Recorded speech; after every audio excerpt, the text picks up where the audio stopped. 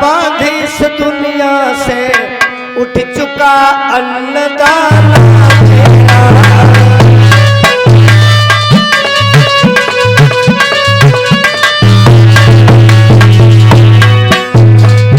तेरा, बांधी इस दुनिया से उठ चुका अन्नदान तेरा।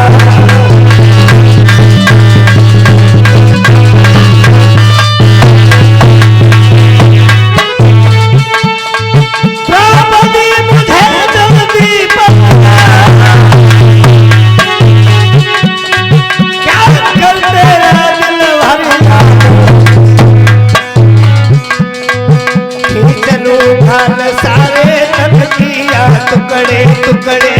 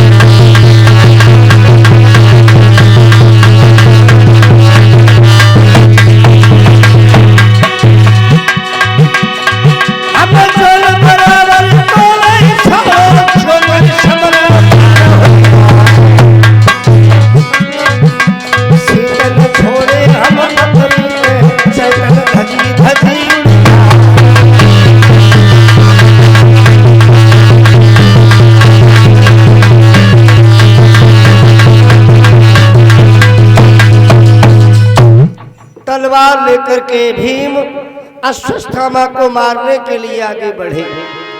शिविर में किसी को भी इतनी दया नहीं आई जो पवन पुत्र भीम को रोक देता। अंत में महारानी द्रौपदी खड़ी हो गई हैं। आंखों के आंसू महारानी द्रौपदी ने पोंछ लिए। भीम से कहा, प्राणनाथ, ये आपके गुरु का पुत्र है, जाति से ब्राह्मण है, आप इसलिए इसकी हत्या कर रहे हो कि इसने मेरे बच्चों की हत्या की है। पुत्र के मरने का दुख क्या होता है इस बात को मैं भली भांति जान चुकी हूं। आप अगर इसकी हत्या करेंगे तो आप ब्रह्म हत्या के दोषी बनोगे और अश्वत्थामा की मां को भी वही कष्ट होगा जो कष्ट इस समय हमें है। मैं नहीं चाहती हूं कि मेरे कारण कोई मां पुत्र वियोग का दुख सहन करे, इसलिए हम चाहते हैं कि इसे प्राण दंड न दिया जाए, इसे क्षमा कर दिया जाए। भगवान कन्हैया कहते हैं, धन्य हो महारानी द्रौपदी, धन्य है तुम्हारे माता पिता जो आपने एक क्षण में ही बच्चों का मोह त्याग करके ब्राह्मण के प्राणों की भीख मांग रही हो। महारानी द्रौपदी बोली है,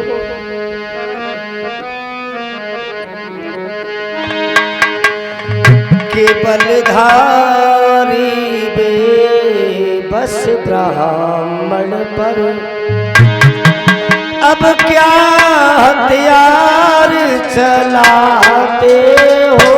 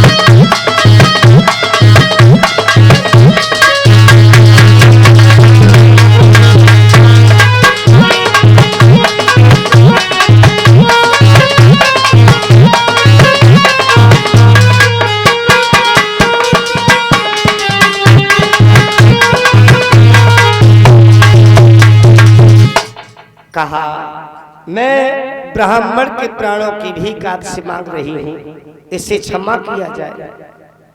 भगवान कन्हैया कहने लगे हैं कि अर्जुन, पापी को पाप की सजा न दी जाए तो ये भी एक पाप होता है। पापी को पाप की सजा अवश्य मिलनी चाहिए, इसलिए इसे प्राण दंड न दो। इसके पास में जो मणि है वो इसके मस्तक से निकालो, इसे निस्तेज बनाओ। कुरूप बना करके अश्वत्थामा को छोड़ा है। भगवान कन्हैया ने कहा कि अश्वत्थामा, ये हमारा श्राप है तुम्हें कि तुमने निर्दोष बच्चों की हत्या की है। आपके मस्तक का घाव ये आदि काल तक बना रहेगा और ये कभी तुम्हारा घाव भरेगा नहीं। अश्वत्थामा को जब छोड़ दिया है, लेकिन नीच नीच होता है, आदत से बाज नहीं आता है। सोचने लगा कि अब हम कोई ऐसा उपाय करें जिससे अपने अपमान का बदला ले सके। मन में विचार आया कि अभिमन्यु की पत्नी उत्तरा के गर्भ में पांडवों का आखिरी चिराग है। अगर उत्तरा का गर्भ नष्ट हो जाए तो पांडवों के वंश में कोई दीपक जलाने वाला नहीं बचेगा।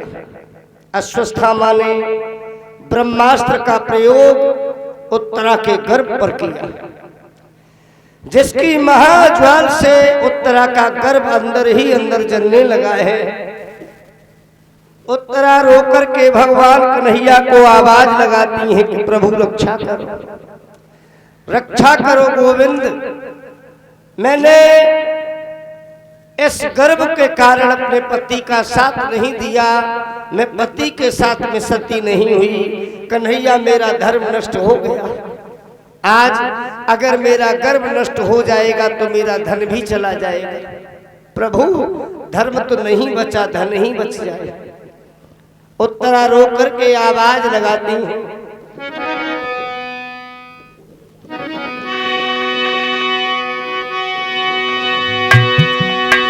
मामा जी ये क्या घूण भेद जो नहीं समझ में आता है। मेरा यह गर्भ बाल स्वामी भीतर ही जलता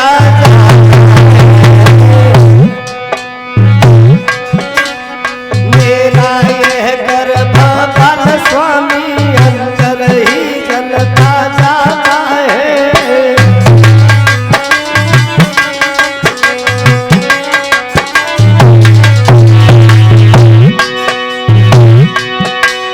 हाय हाय मामा है मोहन,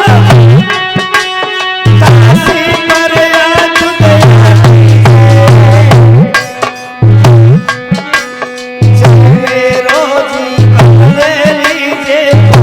पेट को बाल बचाई लीजिए।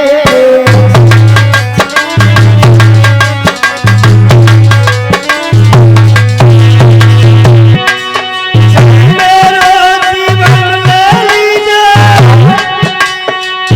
गर्भ को बाल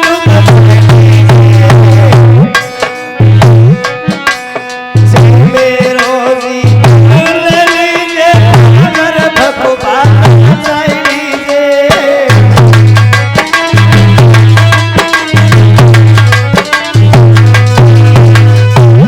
प्रभु रक्षा करो, गोविंद रक्षा करो।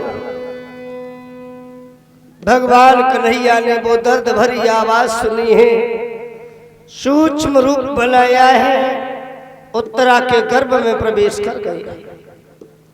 संसार में मां बहुत हुई हैं,